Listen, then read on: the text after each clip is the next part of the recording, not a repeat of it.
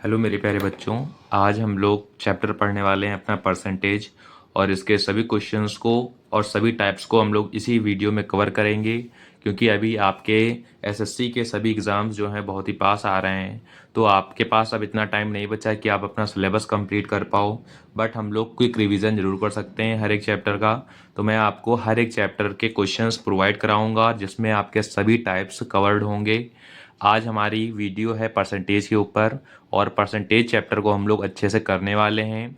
तो जिन भी बच्चों ने अभी तक हमारे इस चैनल को सब्सक्राइब नहीं किया है वो हमारे इस चैनल को सब्सक्राइब कर लें। चलिए हम स्टार्ट करते हैं अपने परसेंटेज चैप्टर को।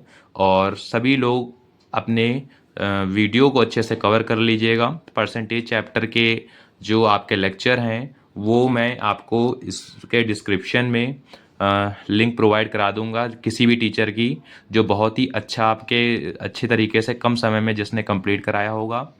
और स्टार्ट करते हैं अपने परसेंटेज चैप्टर को। थोड़ा बहुत आपको मैं क्विक रिवीजन करा देता हूँ कि आप कैसे इसको करेंगे और फिर हम लोग अपने क्वेश्चंस को स्टार्ट करते हैं। देखिए, परसेंटेज चैप्टर होता क्या है।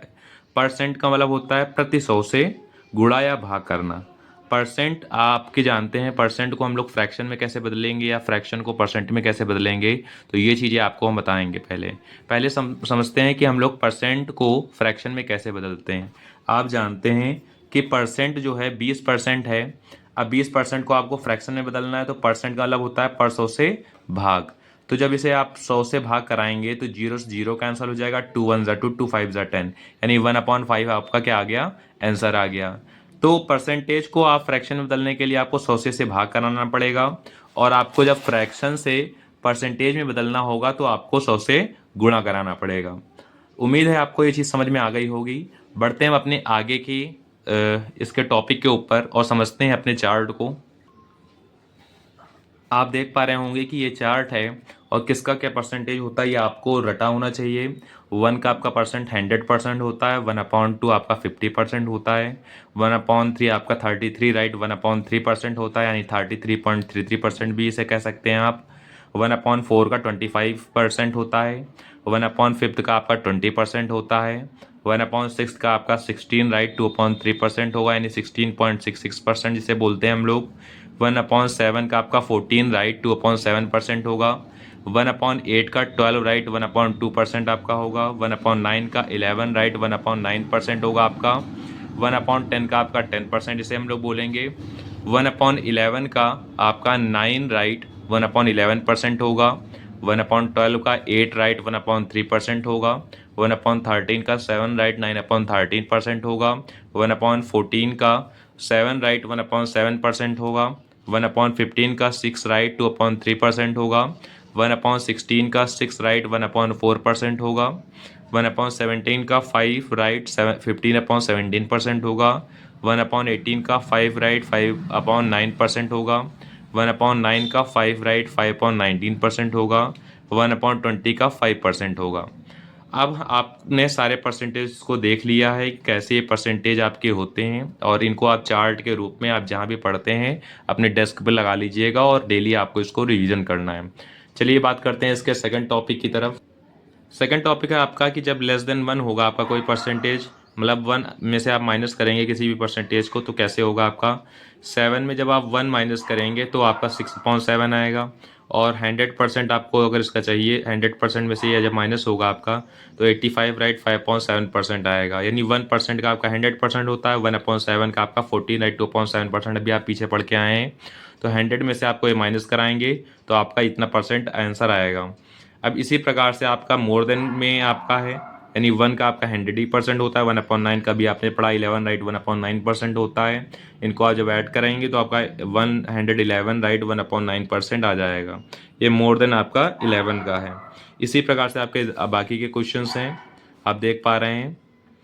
जैसे आप इसको निकाला गया है 457 राइट 1/7% का आप कैसे निकालेंगे। 4 का 100 से मल्टीप्लाई 400 प्लस 57 राइट 1/7 आपका 4/7 का होता है, और 400% आपका 4 का होता है। जब आप इसे ऐड करेंगे तो 32/7 आपका आंसर आएगा। ये आपका फ्रैक्शन में कन्वर्ट हो गया डायरेक्ट। अब हम लोग बात करते हैं अपने प्रश्नों की तरफ अब हम लोग सॉल्व करने जा रहे हैं अपने प्रश्नों को। सभी लोग अच्छे से प्रश्नों को हल करिएगा और बात करते हैं अपने अगले प्रश्न की तरफ बढ़ते हैं। आप देख पा रहे होंगे हमारा पहला प्रश्न है, यदि चावल की कीमत में 20% की वृद्धि होती है तो एक व्यक्ति को चावल की खपत में कितने प्रतिशत की कमी करनी चाहिए ताकि उसका खर्च पहले जितना ही रहे।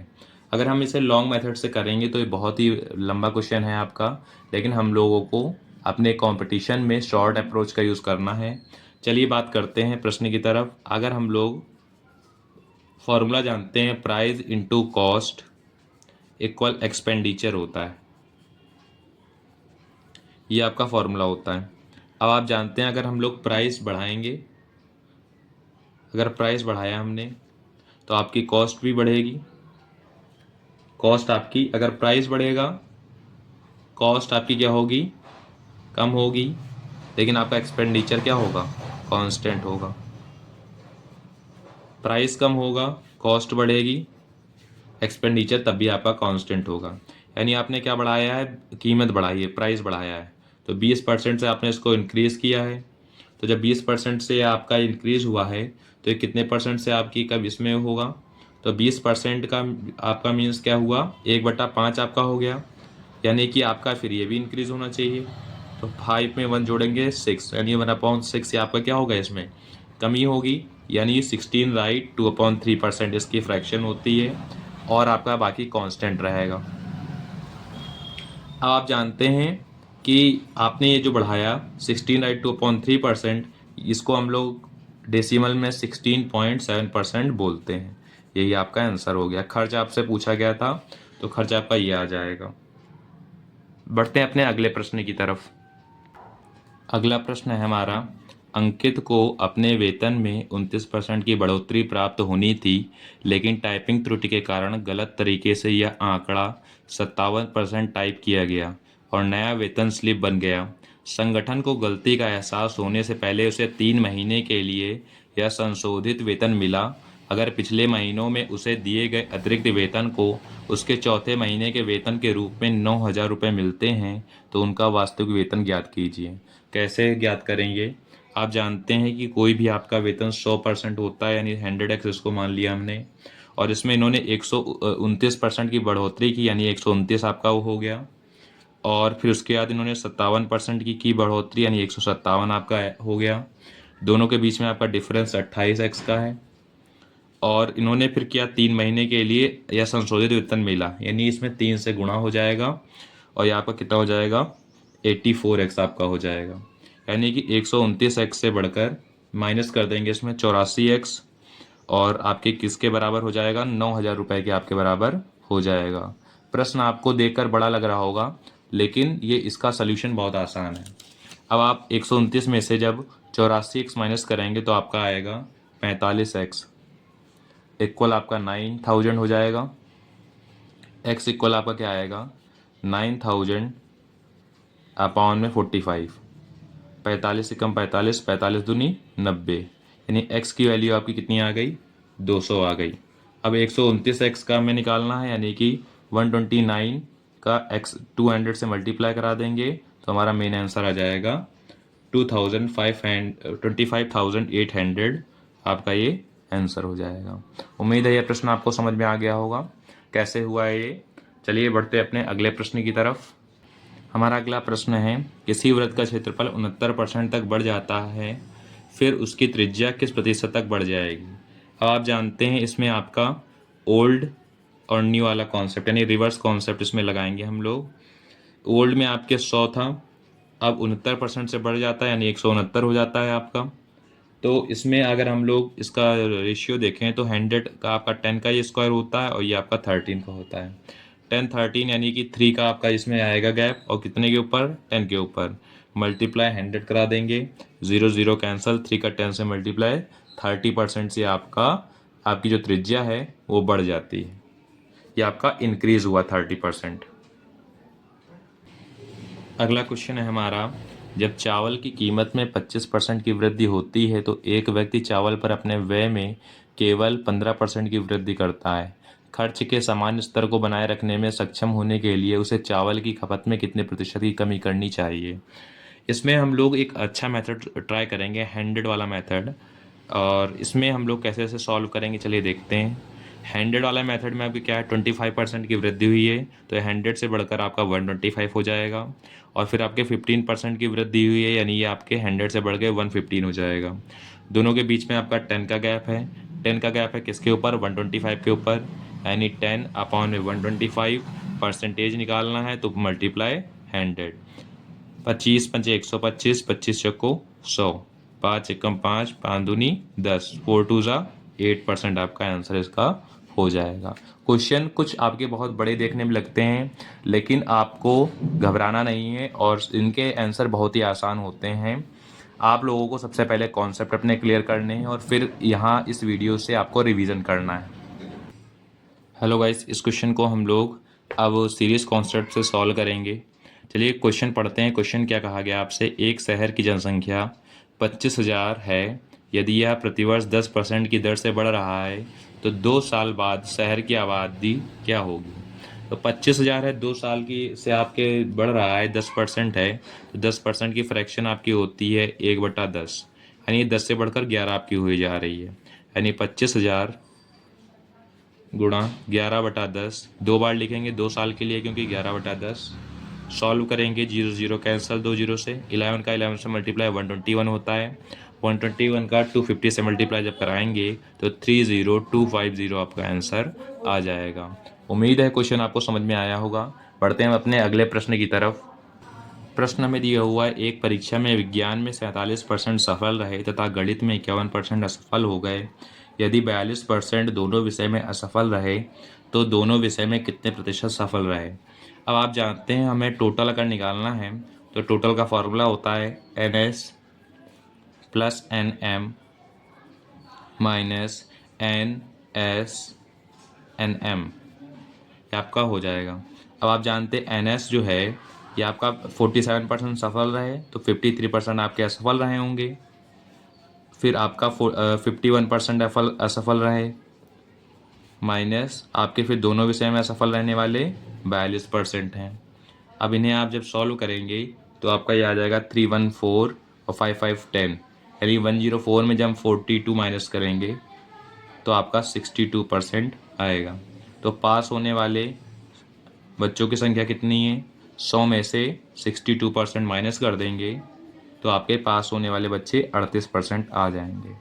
तो ये है आपका 6 नंबर क्वेश्चन। उम्मीद है प्रश्न आपको समझ में आया होगा। बढ़ते हैं हम अपने अगले प्रश्न की तरफ। प्रश्न दिया हुआ है हमें, एक चुनाव में 2 उम्मीदवारों ने भाग लिया। विजेता को 70% वोट मिले और 16,000 वोटों से जीत हासिल की। मतों की कुल संख्या ज्ञात कीजिए। तो हम लोग लेट कर लेते हैं, टोटल वोट आपके कितने थे, टोटल वोट्स इक्वल 100x, ये हम लोग लेट कर लेते हैं। तो आपके टोटल वोट 100x थे, तो इसमें आपके जीतने वाले को कितने मिले, जीतने वाले को 70 मिले, ये जीतने वाले हैं आपके।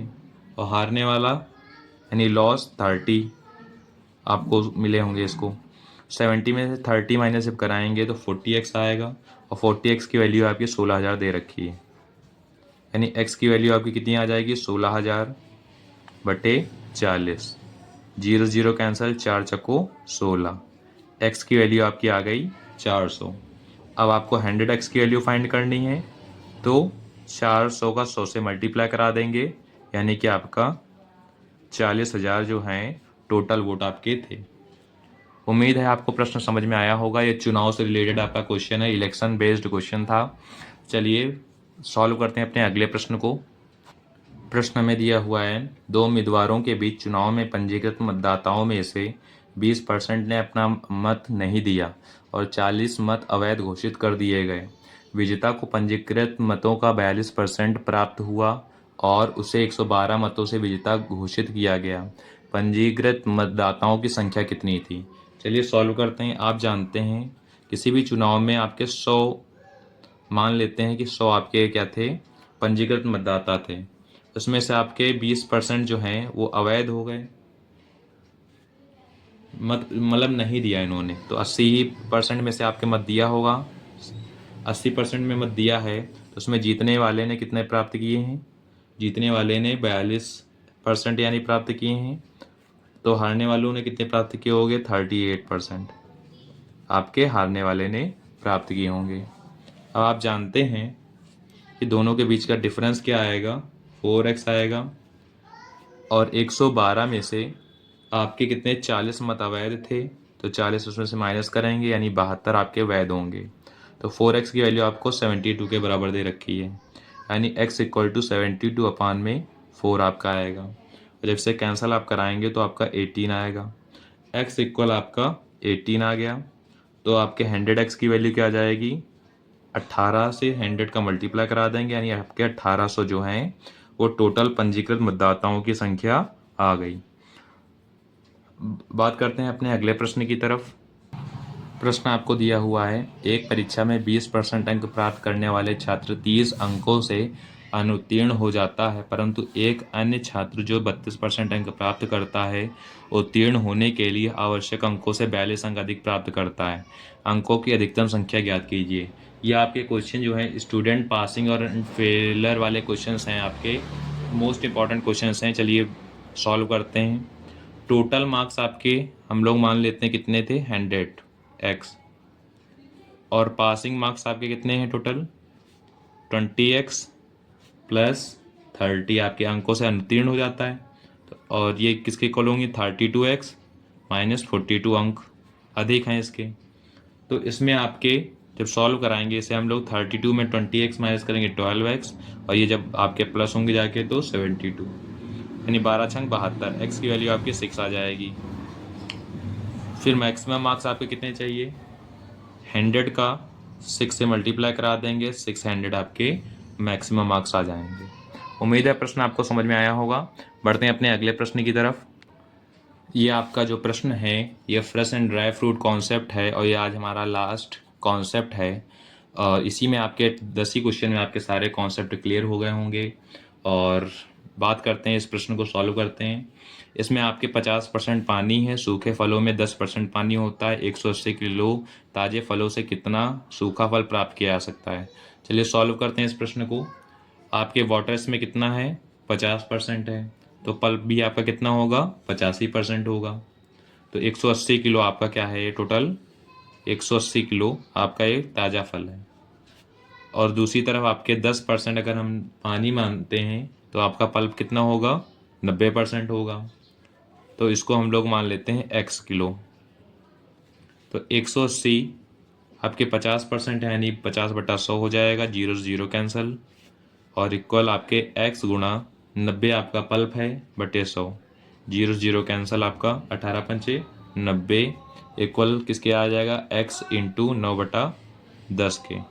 9 से जब इसको कैंसिल कराएंगे 10 आएगा, 10 का 10 से मल्टीप्लाई हो जाएगा, यानी x इक्वल टू आपका 100 kg जो हो जाएगा आपका सूखा फल प्राप्त होगा। उम्मीद है आपको सभी प्रश्न अच्छे से समझ में आ गए होंगे, और जिन भी बच्चों ने अभी तक हमारे इस चैनल को सब्सक्राइब नहीं किया है वो हमारे चैनल को ज़रूर सब्सक्राइब कर लें। और अच्छे से आप लोग पढ़ाई पे फोकस करिए, क्योंकि आपकी नोटिफिकेशन आने ही वाली है सीजीएल की। और प्रश्नों को अच्छे से सॉल्व करिए, कॉन्सेप्ट अपने मजबूत रखिएगा। मिलते हैं आपसे नेक्स्ट वीडियो में और अच्छे कॉन्सेप्ट्स के साथ। तब तक के लिए बेस्ट ऑफ लक एग्ज़ाम के लिए आप लोगों को।